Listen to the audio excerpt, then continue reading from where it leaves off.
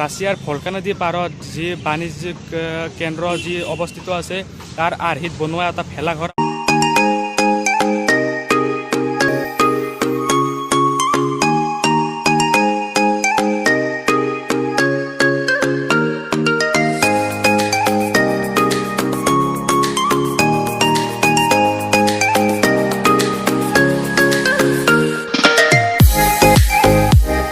হাই everyone, মই দীপাংকৰ আপোনালোকক স্বাগতম জনাইছোঁ মষ্ট আছাম ইউটিউব চেনেললৈ।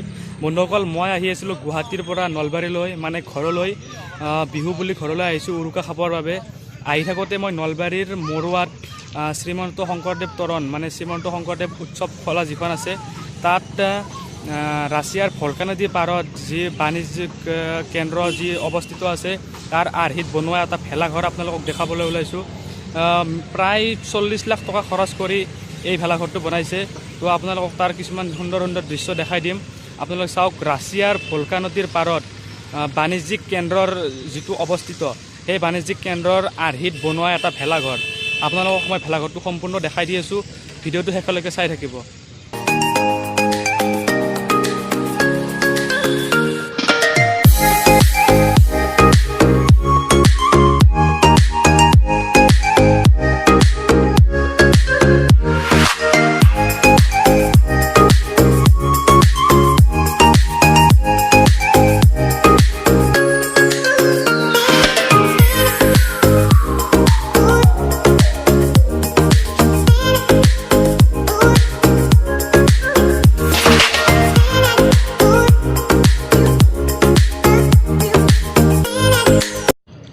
বন্ধুসকল, আপোনালোকে দেখিলে ৰাছিয়াত ভলকা নদীৰ পাৰত অৱস্থিত বাণিজ্যিক কেন্দ্ৰৰ যিটো আৰ্হিত এই ভেলাঘৰটো বনাইছে।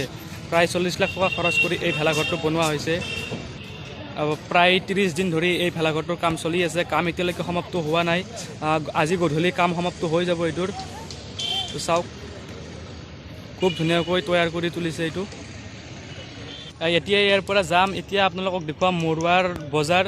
তো উৰুকাৰ বজাৰ চলি আছে, মাছ মাংসৰ কিমান কি দাম চলি আছে আপোনালোকক অকণমান বজাৰখন দেখুৱাম। তো চাই থাকক।